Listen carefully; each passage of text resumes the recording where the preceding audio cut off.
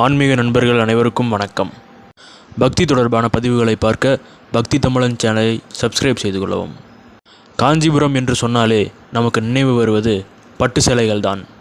ஆனால் அந்த ஊரில் இருக்கும் வரதராஜ பெருமாள் கோவில் மற்றும் அதன் சிறப்புகள் தெரியுமா?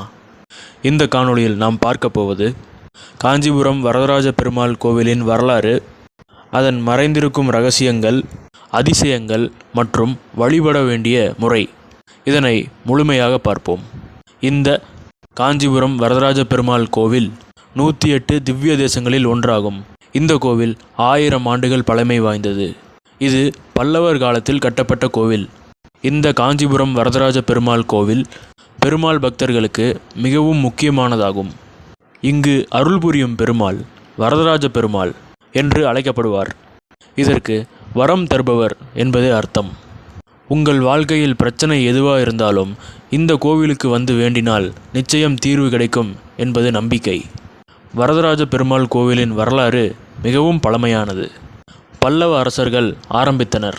பின்பு சோழர்கள், விஜயநகர அரசர்கள் இந்த கோவிலை விரிவுபடுத்தினர். இந்த கோவிலில் உள்ள 100 கால் மண்டபம் மற்றும் அழகான சிற்பங்கள் இவை அனைத்தும் நம் பழமையான கலைநயத்தை காட்டுகிறது. இந்த வரதராஜ பெருமாள் கோவிலின் மிகப்பெரிய ரகசியம் என்ன தெரியுமா? அத்திவரதர். அத்தி மரத்தினால் செய்யப்பட்ட பெருமாள் சிலை, அதாவது அத்திவரதர் கோவிலின் குளத்துக்குள் வைக்கப்படுவார். 40 ஆண்டுகளுக்கு ஒரு முறை மட்டுமே வெளியே வந்து அருள்பாலிப்பார். கடந்த 2019ஆம் ஆண்டு வெளியே எடுத்தபோது லட்சக்கணக்கான பக்தர்கள் வந்து அத்திவரதரை தரிசனம் செய்தனர். வரதராஜ பெருமாள் கோவிலின் அமைப்பு மிகப்பெரியது.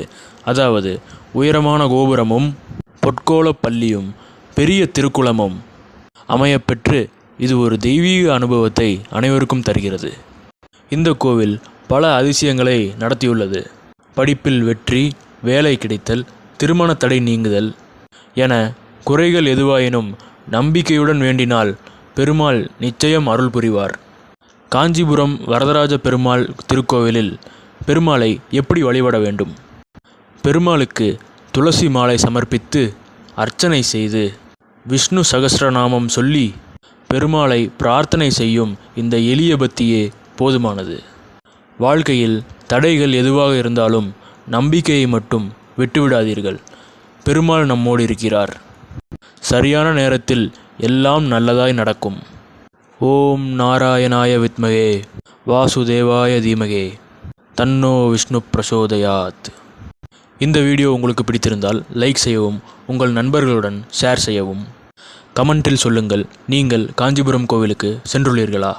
மேலும் இது போன்ற பதிவுகளை காண பக்தி தமிழன் சேனலை சப்ஸ்கிரைப் செய்யுங்கள். நன்றி, வணக்கம்.